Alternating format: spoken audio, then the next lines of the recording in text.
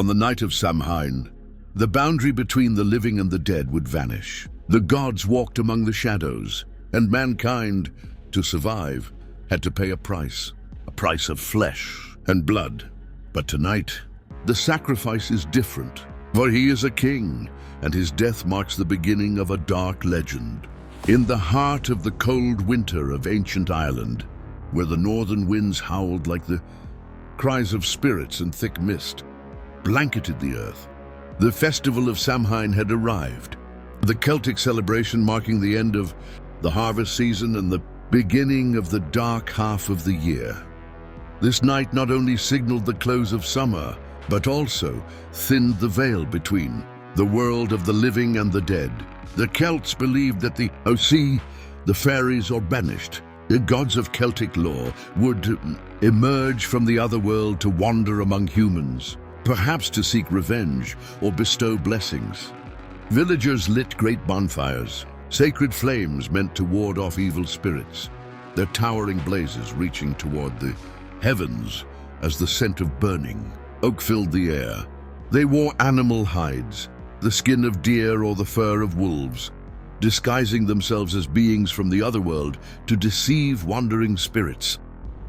Offerings were made from freshly harvested crops like apples and grains, and sometimes animals such as cattle or sheep, to appease the Celtic gods and fend off the hardships of winter. But in years of crisis, when ominous signs appeared, such as early storms or livestock plagues, a greater sacrifice was deemed necessary, a human one, and not just anyone, but someone of noble blood, a king or a distinguished warrior, to restore balance to the world. In one of these remote villages, near the dark acidic bogs, those eerie marshes that can preserve bodies for thousands of years, there lived a young king named Crogan, inspired by the real-life bog body. Crogan was a tall and powerful man, with fiery red hair that glowed like the flames of a bonfire, and nails that had never been dirtied by hard labor, a clear sign of his noble status as the tribe's leader. He was not only a skilled warrior who had triumphed in battle, but the Druids, Celtic priests and seers known for their mystical wisdom, had chosen him as one whose fate was bound to the other world. Clad in long white robes and carrying staffs carved from the branches of sacred oak trees, the Druids had foreseen that this winter would be devastating. Heavy snows, famine, and perhaps the wrath of vengeful spirits. To save the people and restore balance, an ancient ritual had to be performed, the triple death, a sacred sacrifice carried out through 3 simultaneous forms of killing, meant to appease 3 different Celtic gods, one who demanded blood, one who required purification through fire or suffocation, and one who insisted on a descent into the depths of water as a passage to the underworld.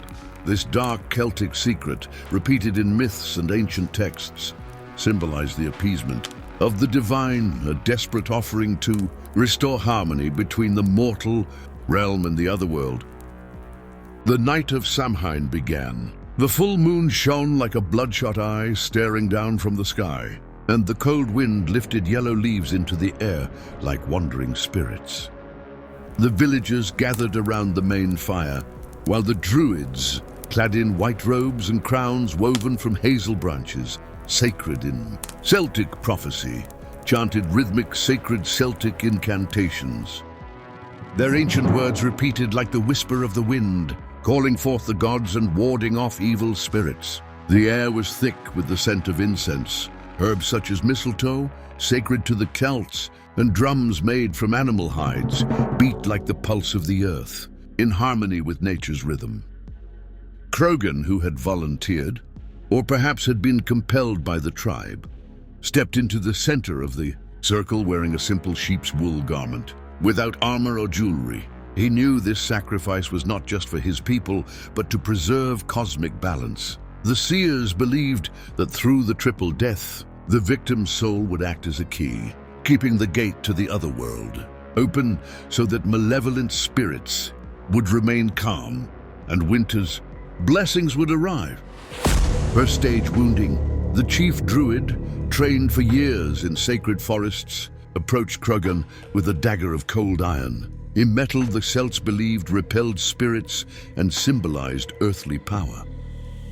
The blade was engraved with Celtic spiral symbols, representing the cycle of life and death. He first struck Crogan's arms, targeting the main vein so that warm red blood would flow like a river across the land. Then he delivered a deep blow to his chest, near the heart but not directly to it. The wound had to weaken the body without killing instantly. Pain rippled through Crogan like fire, and he screamed, yet his eyes remained calm, as if he understood this bleeding was a symbolic offering to the bloodthirsty god. The villagers, wearing animal masks that gleamed behind their eyes, watched and prayed, hoping his blood would fertilize the earth and secure next year's harvest. The air was thick with the metallic scent of blood, and the druids collected it in a bowl to use later for divination. Second stage, burning. Crogan, now half-conscious and bloodied, was brought near the fire, where the flames danced like the tongues of gods.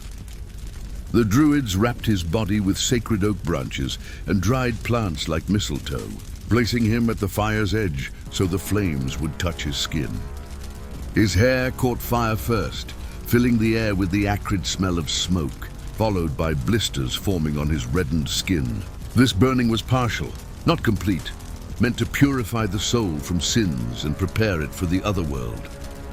Crogan's breaths became short and painful, his body shaking from the agony, yet he remained alive. The triple death had to occur simultaneously to preserve its magical power.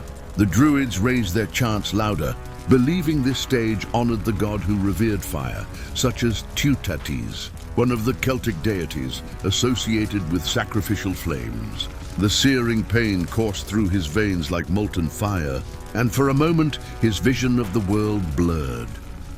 Third and final stage, drowning. The druids carried Crogan, wounded and scorched, now barely breathing, to the edge of the bog where cold, black, acidic waters, like the mouth of the underworld, awaited.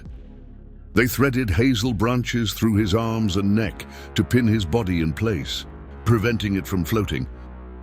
Then they slowly but firmly submerged him. The cold water stabbed into his wounds like knives, and air bubbles escaped from his mouth and nose. For a brief moment, Crogan struggled, but the branches held him.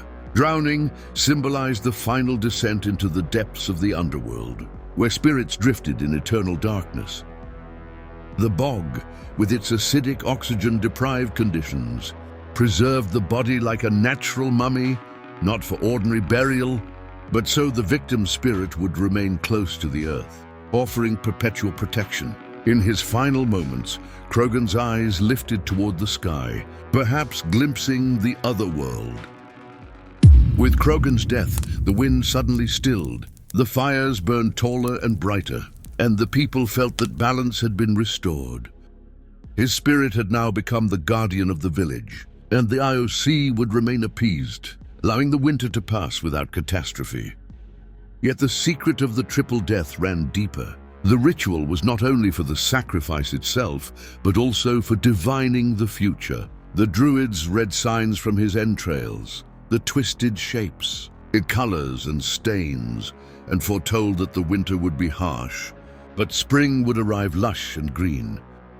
These prophecies served as a roadmap for the tribe, and it was believed that Crogan's blood and suffering had unlocked this knowledge. The ultimate secret was this: the victims of the triple death were not forgotten sacrifices, but living keys to the other world. In Celtic legends, their spirits still wander the bogs and the winds, and on the night of Samhain, if you listen closely, you can hear their wails, a warning for those who disregard the boundaries between life and death. Were these deaths voluntary or forced? Did Crogan truly choose, or did fate choose him? History and legend offer no answer, but the triple death ritual remains hidden in the earth's secrets, waiting for those daring enough to seek it. They say that on Samhain night, if you listen closely to the wind, you can still hear Crogan's cry rising from the heart of the bog, a warning for those who wander too close to the realm of the dead.